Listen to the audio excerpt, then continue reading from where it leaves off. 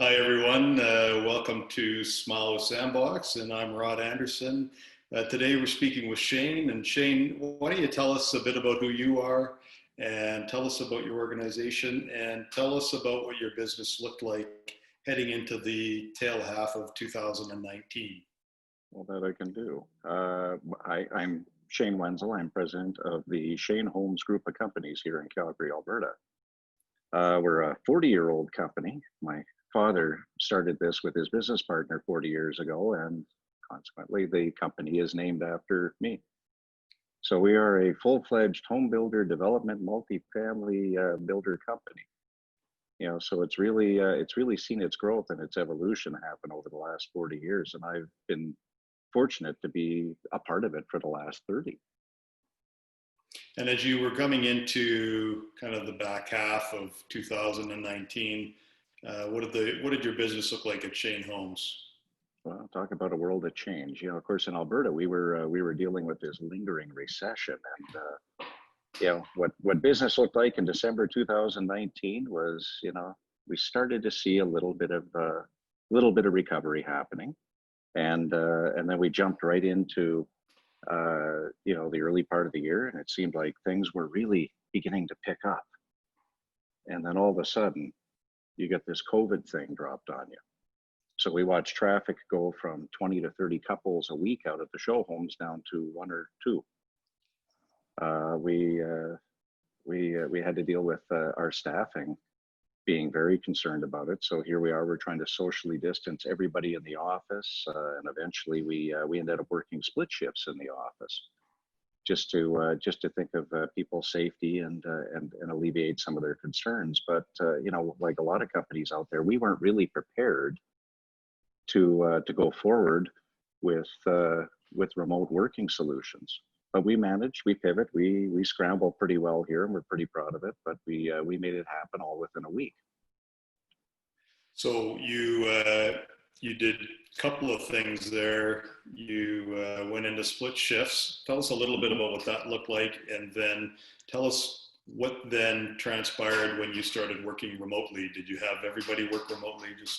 And then also take us through how did you service your customer base as you were making all these changes? Okay. Well, how it worked here with at least with the office staff, is that we would have them come in for half of them come in for a 5-hour shift in the morning, and then finish off with a 2-3 hours at home in the afternoon. And then the afternoon shift would come in for 5 hours, and they had already been working for 3 hours at home. So that's how it worked there. In the field, it was pretty much status quo, but we had to recognize that we needed cleaning stations out there, more porta potties. We couldn't have more than one trade in the home at a time building the house, because you couldn't have them working on top of each other. There was just too much unknown. So we had to accommodate that as well. And where we're more than happy to have our customers visit their home on the job site, we actually had to cut that off altogether.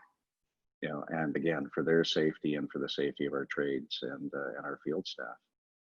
So that's how that ended up working there. Now, communicating with the customers was a bit of a challenge at times, because they all have different methods of how they want to be contacted. So some are more than comfortable with email. Some would prefer a phone call, and a lot of them would prefer text, because their jobs may dictate that they can't get that email throughout the day, or they're really using text throughout the day, which is more convenient for them.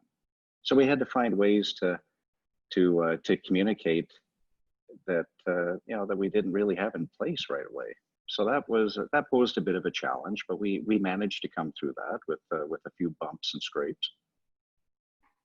And Shane, would it be fair to say that you have uh, customers that are, say, prospects they're looking at maybe working with Shane Holmes to build their next home, and then you have customers that you're actually actively building their home Mhm. and looking for updates? Tell us a bit about how did you manage communicating with them, those two different types of customers? Well, with those types of customers, they would get some communication from the main office, and it would come from various ends of the company. We wanted them to be aware of the protocols when entering the show home, when entering, if they were going out to the job site.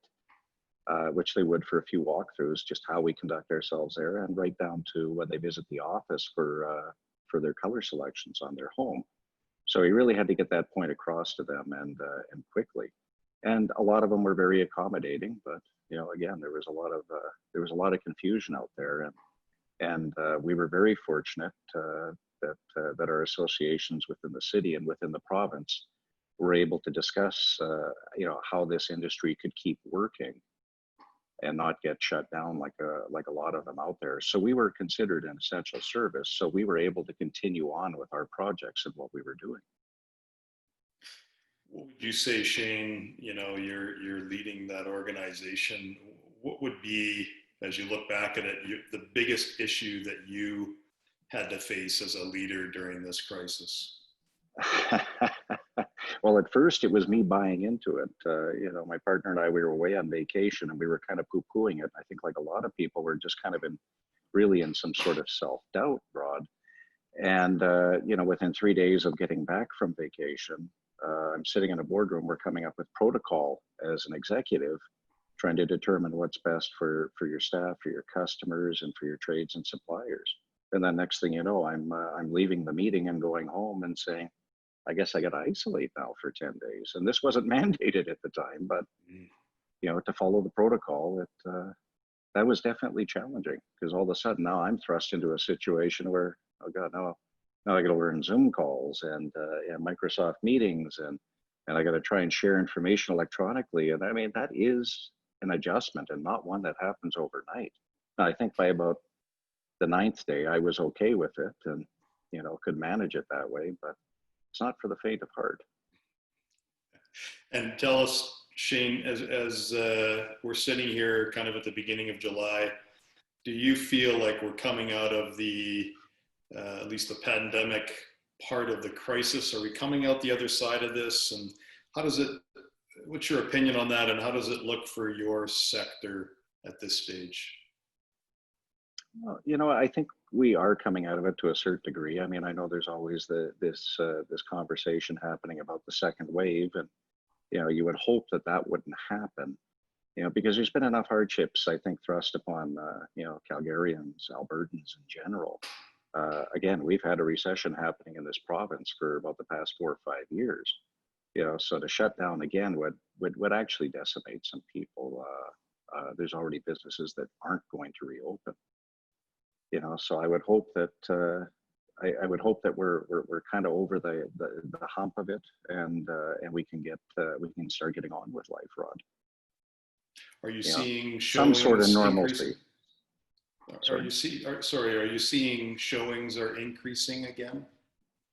There are more people coming out to the showrooms. I feel a little more comfortable, but I mean, we might be talking 5 to 10 couples a week now. One benefit that's come out of it is that people have become more comfortable with doing things virtually.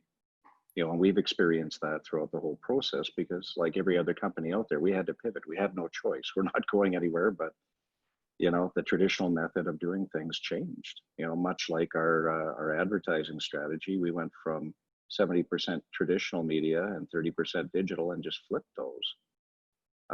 So we were really ahead of the game when it came to that. So we had virtual tours, we had AI in place for all of our show homes, for all of our models, so people could do that in a convenient way. And we had to learn along the way of, how do you sell a home virtually?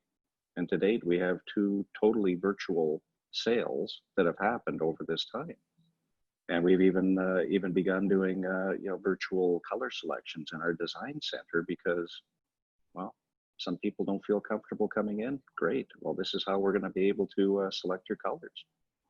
So we've had to do our fair share of trying to pivot with the economy, and people are comfortable with it. Will they come back in droves? Maybe 6, 12 months from now, they will, or they'll just stick with this. So Shane, as we look at this and where we're at today, what would you like the Shane Homes brand to be remembered for as we come out the other side of this crisis?